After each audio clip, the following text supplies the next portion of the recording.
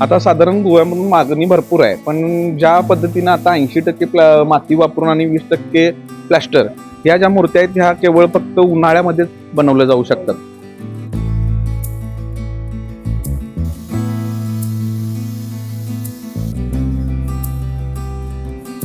तुम्हाला बघितलं तर ही मातीची दिसते. पूर्ण माती आणि plaster. माती दिसते, कारण की हात जरी लावला तरी मातीच पूर्णपणे दिसत्या.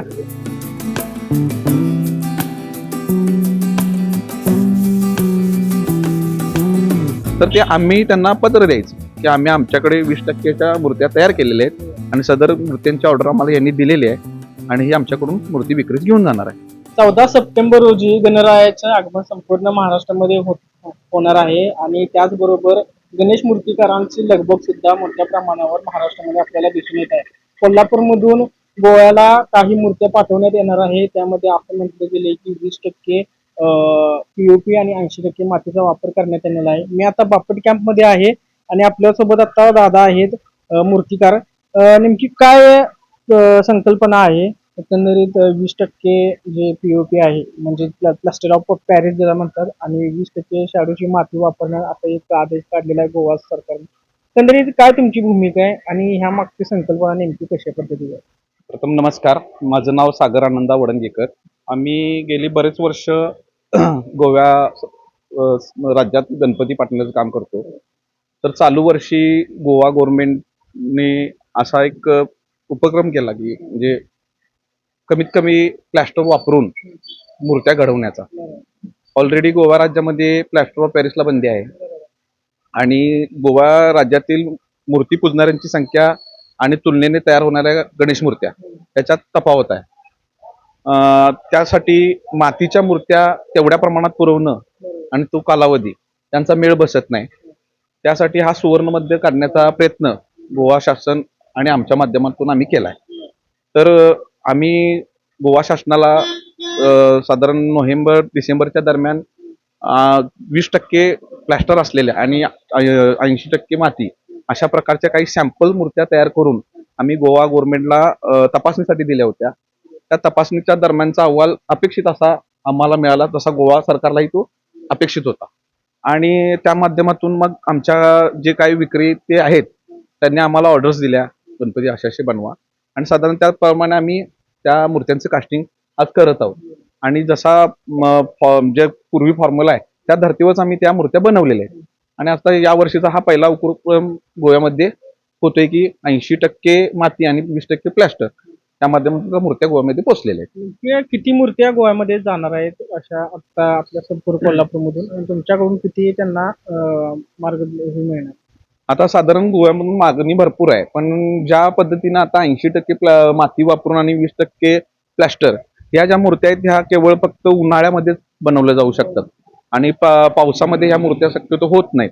त्यामुळं मागणी जरी असली तर त्याच्या बऱ्याच म्हणजे साधारण एक 100 मूर्त्या मागणी असेल तर साधारण 50-60 मूर्त्यापर्यंत आपण जाऊ शकतोय. अशा प्रकारचे आताची म्हणजे चालू वर्षीच्या ह्या फॉर्म्युलानुसार त्या मूर्त्या बनत आहेत. आता जर बघितलं तर मूर्त्या इथून गोव्यापर्यंत नेण्यामध्ये खर्च, ट्रॅव्हलिंगचा खर्च वगैरे येणार आहे.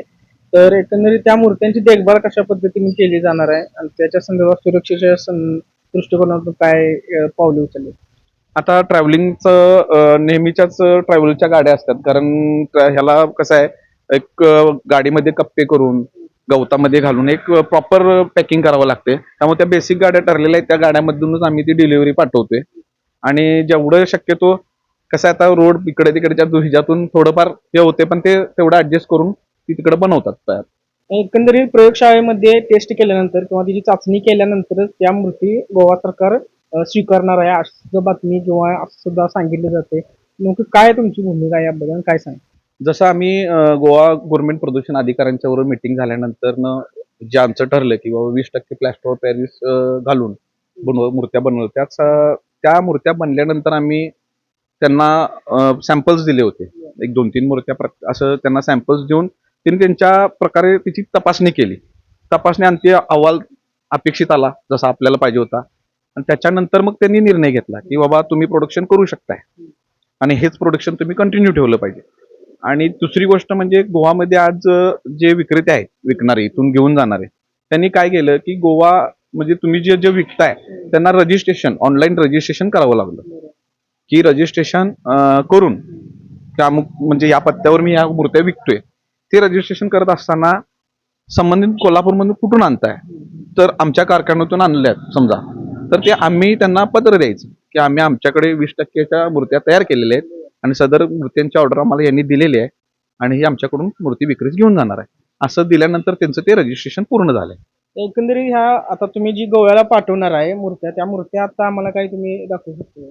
साधारण आता आपल्या पुढ्यात आहेत आणि लहान म्हणायला गेला तर त्या इकडे आहेत आणि आपल्या समोर दोन्ही उपलब्ध पर्याय आहेत म्हणजे प्लास्टर ऑफ पॅरिस जसं की हा इकडे प्लास्टर ऑफ पॅरिसचा आहे आणि आम्ही हा 20%चा प्रयोग करून केलेला गोव्यासाठी पाठवणारा हा आहे गणपती आहे त्याचं तुम्ही बघू शकताय खाली बाजू जरी व्हिडिओत घेतला तर तुम्हाला ते समजेल प्लास्टरचे काय आहे आणि मातीची काय आहे.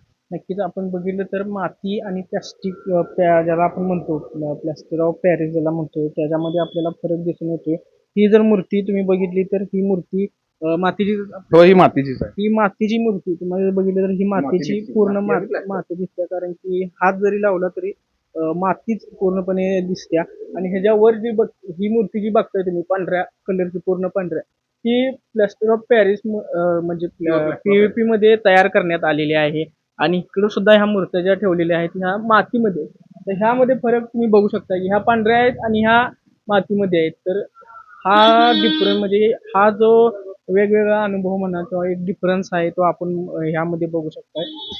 जर बघितलं तर प्लास्टर ऑफ पॅरिस हे कन्सेप्ट म्हणा किंवा संकल्पना हे आत्ता तरी लोकांना एक नको अशी वाटते किंवा गणरायाचं आगमन हे कोल्हापूरमध्ये नाही संपूर्ण महाराष्ट्रामध्ये आनंद उत्सवाने साजरा केला जातो. भक्तिमय वातावरणात ही जी पूजा अर्चना केली जाते लोकांच्या भावना यासोबत जुडलेल्या आहेत.